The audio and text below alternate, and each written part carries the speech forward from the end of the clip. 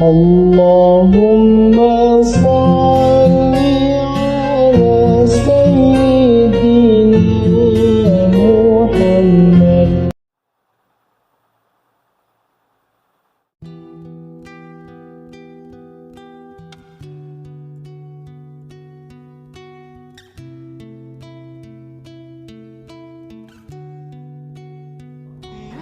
Di dalam kitab Fadailul Khamsah min Sihahi Sittah Juz 2 halaman 261. Jadi pernah diriwayatkan, Pak, datanglah 3 orang pendeta Yahudi menghadap kepada Khalifah Umar bin Khattab radhiyallahu anhu. Apa kata 3 pendeta Yahudi ini? Wahai Amirul Mukminin, kami bertiga datang ingin bertanya kepadamu beberapa hal. Apabila engkau bisa menjawab pertanyaan kami, maka kami bertiga masuk Islam.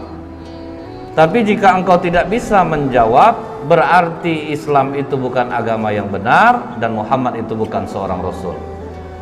Maka kata Umar bin Khattab, baik, silahkan Pak Pendeta, apa yang ingin kalian tanyakan? Maka kata salah satu di antara 3 pendeta ini, pertanyaan kami yang pertama, kapan pintu langit itu terkunci?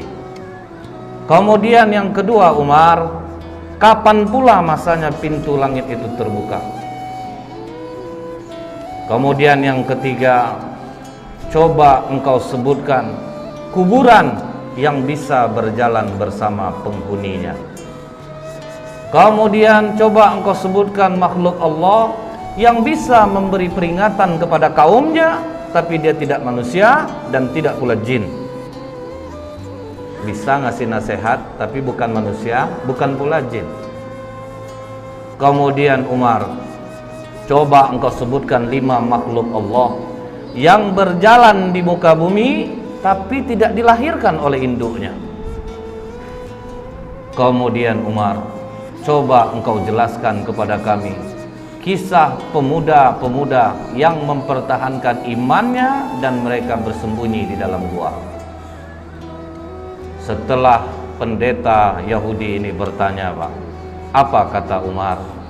Bukanlah sesuatu hal yang memalukan bagi Umar bila memang dia tidak bisa menjawab pertanyaan yang tidak dia bisa jawab. Maka kata Umar, kalau bertinju kalian sama aku masih kurang orangnya ini. Kalau bertinju. Tapi kata Umar, bagian dari kami ada yang gak mudah menjawab pertanyaan ini. Kalau memang ada ya sudah, ajukan saja. Dipanggil oleh Umar, Salman. Dipanggil Salman Al-Farisi. Ya Amirul Mukminin, kau pergi ke rumah Ali, katakan Umar memanggilnya. Maka Salman langsung lari ke tempat Ali bin Abi Thalib. Wahai Ali, Umar memanggilmu. Ada 3 orang pendeta Yahudi mendebatnya. Maka Ali melupakan segala perbedaannya dengan Umar. Nah, Ali begitu Umar memanggilnya, dalam riwayat ini disebutkan dia ambil burdahnya, dia sandang selendangnya, dia pergi ke tempat Umar bin Khattab yang waktu itu masih duduk 3 orang pendeta ini. Ada apa Amirul Mukminin? Ini Ali, 3 pendeta ini mempertanyakan beberapa hal. Kalau bisa dijawab, mereka masuk Islam. Tapi kalau tidak bisa jawab, katanya jangan lagi kowar-kowar Muhammad itu seorang Rasul dan Islam itu agama yang benar. Maka kata Ali, silahkan Pak Pendeta, coba diulangi lagi pertanyaannya. Maka kata pendeta ini, yang pertama Ali, kapan langit itu pintunya terkunci atau langit itu digembok oleh Allah, itu kapan? Maka kata Ali, asyirku billah, syirik kepada Allah. Jika kalian mempersekutukan Allah, seluruh amalan tidak naik ke langit. Itulah makna langit terkunci. Jadi kalau kita melakukan kesyirikan, Pak, langit terkunci. Langit tidak akan terbuka, amalan tidak akan naik. Ini yang membuat pintu langit terkunci. Kemudian Ali, kapan pintu langit itu dibuka oleh Allah? Di saat engkau mengucapkan la ilaha illallah. Ketika engkau tidak menyekutukan Allah, engkau mengakui Allah itu satu, pintu langit akan terbuka. Kemudian Ali, coba engkau sebutkan kubur yang bisa berjalan bersama penghuninya. Maka kata Ali, yang kalian tanyakan ini adalah Yunus bin Matta, Nabi Yunus alaihissalam. Ketika Nabi Yunus berdakwah di kaumnya, nama kaum Nabi Yunus ini Pak, Nineveh Pak, didakwahi tauhid, rajanya mencemooh, kemudian masyarakatnya mencemooh, tidak ada yang mau nerima dakwah Nabi Yunus. Maka Nabi Yunus memohon kepada Allah, Allah kasih waktu 40 hari akan diturunkan azab. Sampai hari ke-39 tidak ada tanda-tanda azab Allah turun. Nabi Yunus putus asa, dia tinggalkan kaumnya Bu, tanpa izin Allah. Dia tinggalkan kaumnya, dia berangkat, baru langit menghitam. Jadi Nabi Yunus tidak tahu bahwa Allah akan menurunkan azab. Begitu raja dan masyarakat melihat bahwa azab Allah akan turun, waduh, ini benar Yunus ini. Maka semua kaum Nineveh bertobat, cuman nabinya udah pergi. Naik ke atas kapal, gelombang tinggi, ketakutan nakodanya, maka diundilah nama Nabi Yunus keluar berkali-kali. Maka dicampakkanlah Nabi Yunus ke dalam laut, dimakan oleh ikan, terkubur dalam perut ikan, dibawa jalan ke 7 samudra selama 40 hari. Itulah kubur yang berjalan bersama penghuninya. Karena Allah katakan dalam surah As-Saffat 143, falaula annahu kana minal musabbihin, maka sekiranya Nabi Yunus tidak termasuk orang yang banyak berzikir, bertasbih kepada Allah, jadi dalam perut ikan itu menyesal Nabi Yunus. Dia zikir la ilaha illa anta subhanaka inni kuntu minaz zalimin. Mual perut ikan itu dibuatnya Pak. Karena kata Allah la labitha fi batnihi ila yaumi yub'atsun, niscaya dia akan tetap tinggal di perut ikan itu sampai hari kiamat.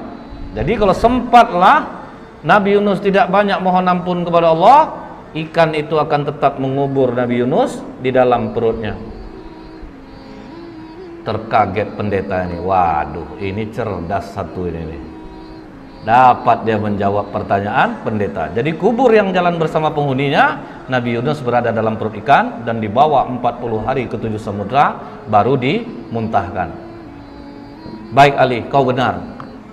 Kemudian Ali, coba engkau sebutkan makhluk Allah yang bisa memberi nasihat kepada kaumnya, tetapi dia bukan manusia dan bukan pula jin. Maka kata Ali, ketika Nabi Sulaiman dan bala tentaranya sampai di lembah semut, hatta idza atau ala wadin namli qalat namlatu ya ayyuhan nablu dukhulu masakinakum.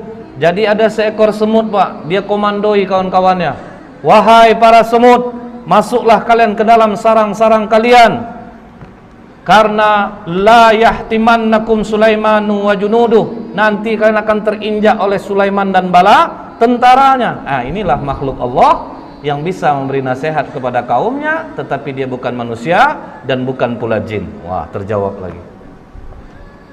Oke Ali, coba engkau sebutkan 5 makhluk Allah yang berjalan di muka bumi tapi tidak dilahirkan oleh induknya. Maka kata Ali, Adam alaihissalam, Siti Hawa, onta Nabi Soleh itu keluar dari batu Pak, tidak dilahirkan oleh induknya. Kemudian tongkat Nabi Musa yang berubah menjadi ular, ular itu juga tidak dilahirkan oleh induknya. Kemudian kambing pengganti leher Nabi Ismail, itu pun tidak dilahirkan oleh induknya. Akhirnya 2 di antara 3 pendeta ini langsung menyatakan asyhadu alla ilaha illallah wa asyhadu anna muhammadar rasulullah. Oh tunggu, kata satu pendeta lagi, 2 kawanku mungkin sudah terpengaruh oleh jawabanmu Ali, tapi masih ada 1 lagi yang belum terjawab. Coba engkau ceritakan kisah pemuda yang bersembunyi dalam gua untuk mempertahankan imannya. Baik, akan aku terangkan seperti apa yang ada dalam Al-Quran, kata Ali.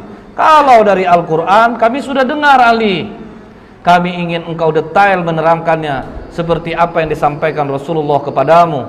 Maka kata Ali, kalau begitu benarkan duduk kalian. Malah ditantang, Pak. Jadi dia ingin mengungkap Ali itu ceritanya itu yang detail.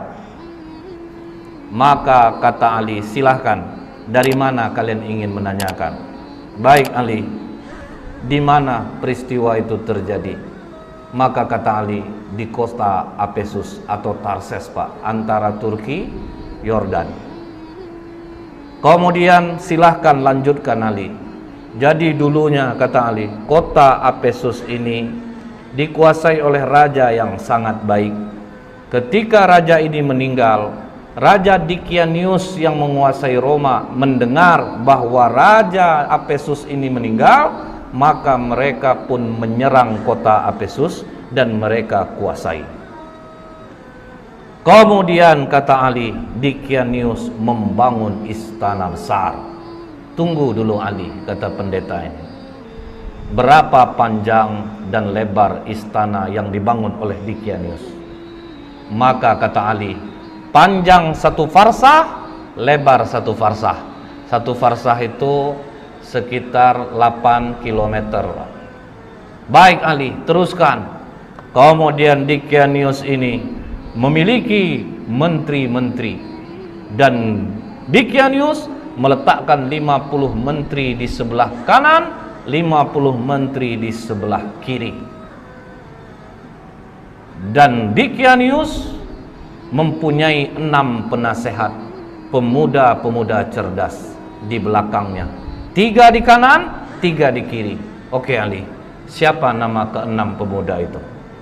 Maka dijawab oleh Tamlika, Miksalmina, Mikaslimina, Martelius, Kalitius, Sidamius. Jadi inilah 6 pemuda yang menjadi cikal bakal Ashabul Kahfi. Tapi waktu itu masih 6. Nah ini Pak, waktu itu hanya masih 6. Ini pemuda-pemuda cerdas andalan Dikianius. Jadi kalau 50 menteri sudah rapat, tetap nanti keputusan akhir kepada 6 pemuda ini. Nah kemudian Pak, ditanya oleh pendeta ini, seluas itu istana yang dibangun oleh Dikianius Ali, bagaimana dia cara mengharumkan istananya? Maka kata Ali, setiap pagi ada yang membawa parfum di dalam ember besar.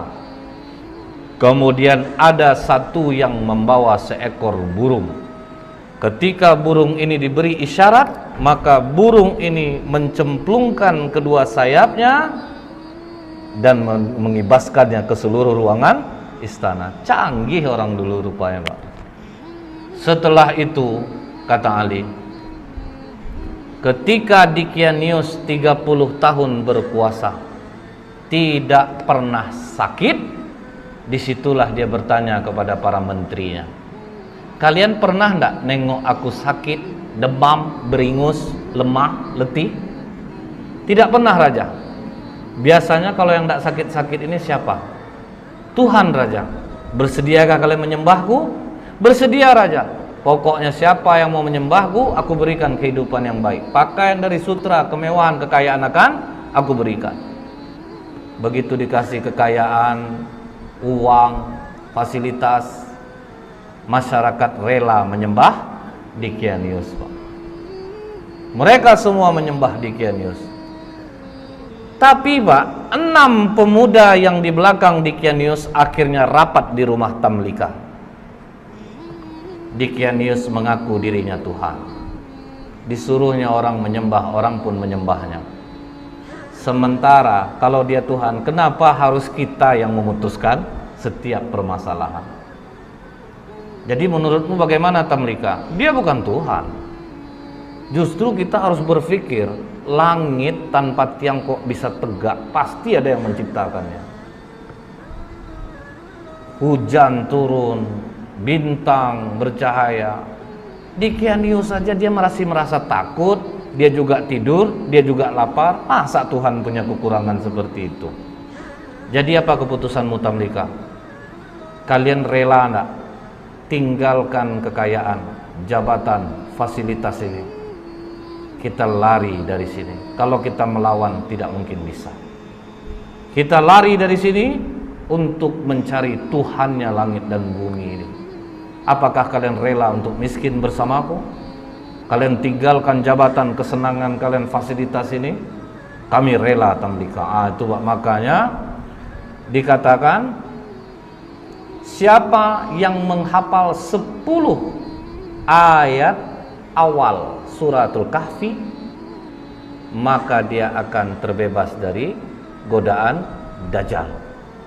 Karena apa, Pak? Ini mengingatkan kita, waduh, ini pemuda-pemuda kaya, cerdas, rela kehilangan harta, jabatan untuk tauhid.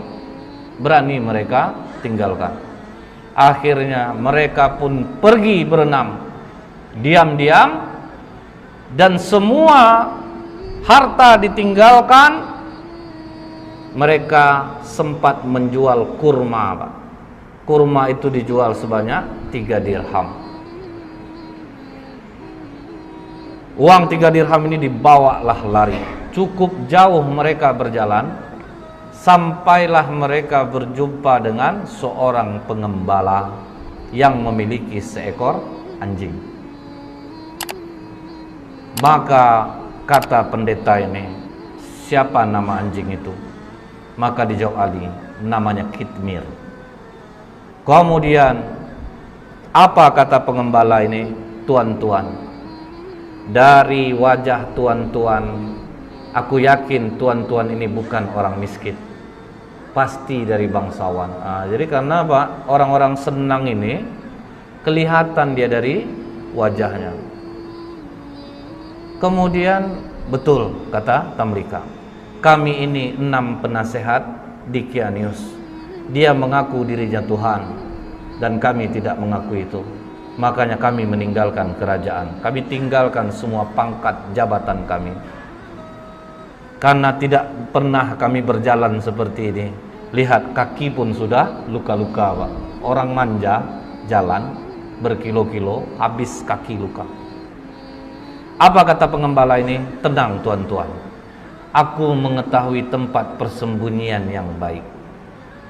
Izinkan aku beserta kalian. Makanya jadi 7 dengan pengembala ini. Dikembalikannya lah gembalaan dia kepada tuannya, maka dia dan anjingnya ikutlah pemuda-pemuda kepercayaan raja tadi. Kemana mereka dibawa Ali? Dijawab oleh Ali, ke Bukit Nablus yang di bawahnya ada gua yang namanya Khemar.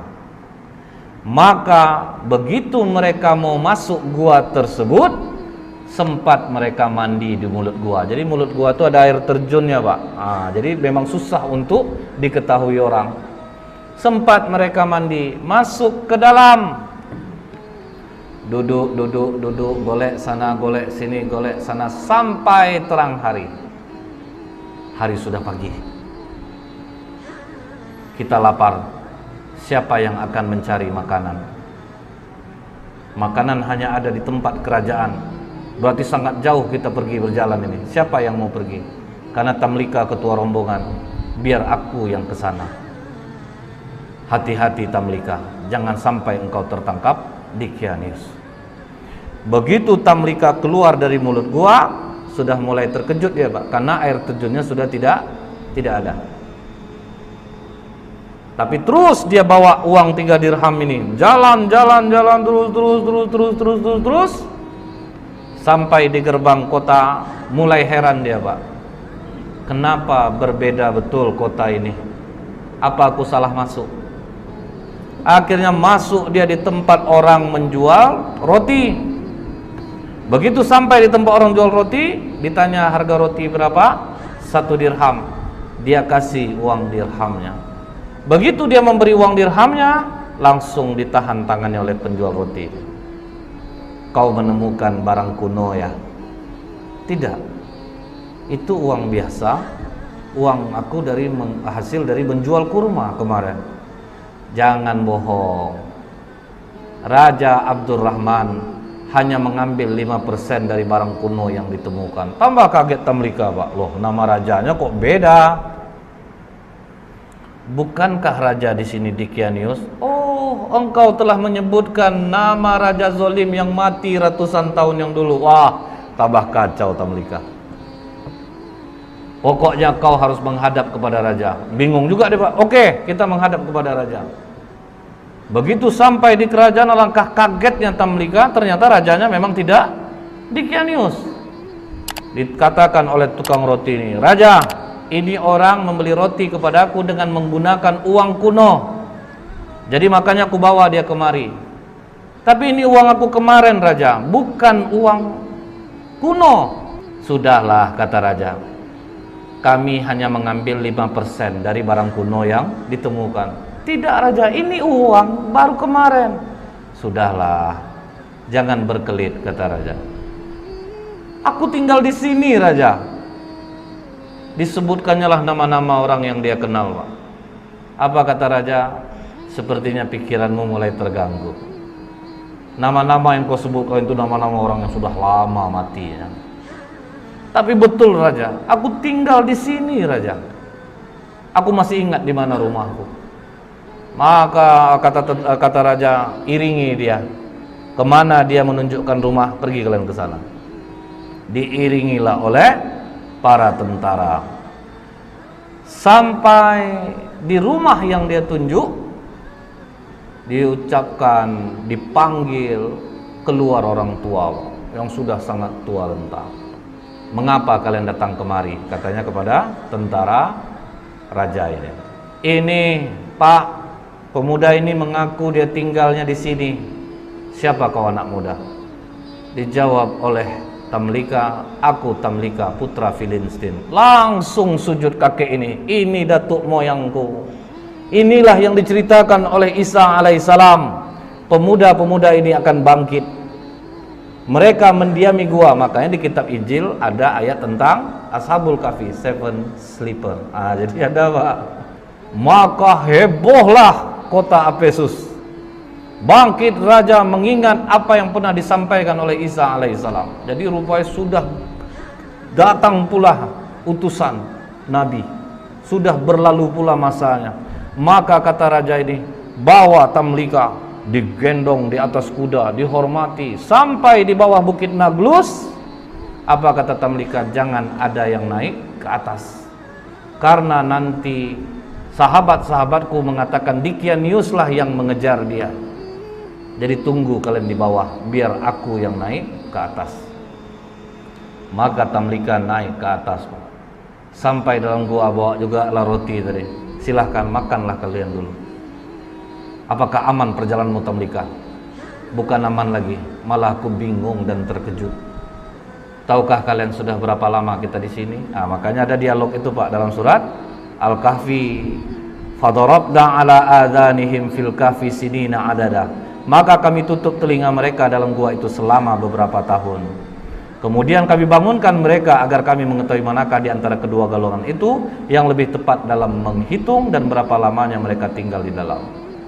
Jadi mereka mengatakan ada yang setengah hari, ada yang 1 hari.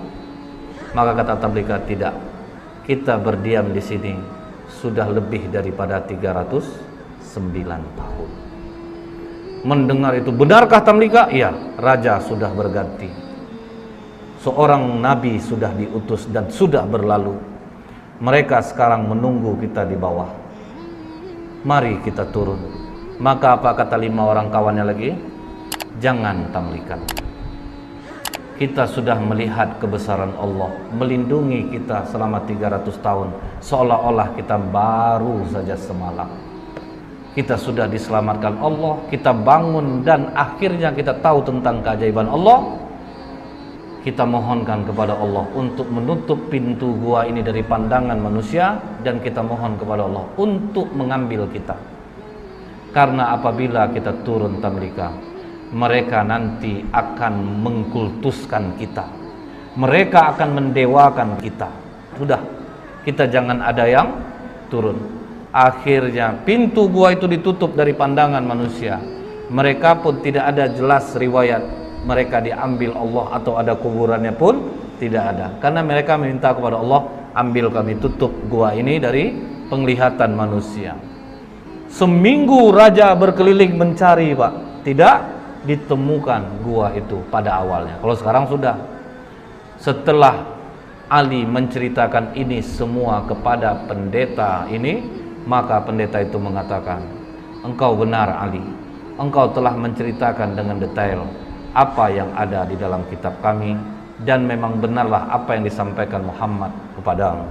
Maka pendeta yang terakhir ini pun masuk Islam jadinya Pak, mengucapkan syahadat asyhadu alla ilaha illallah wa asyhadu anna Muhammadur Rasulullah.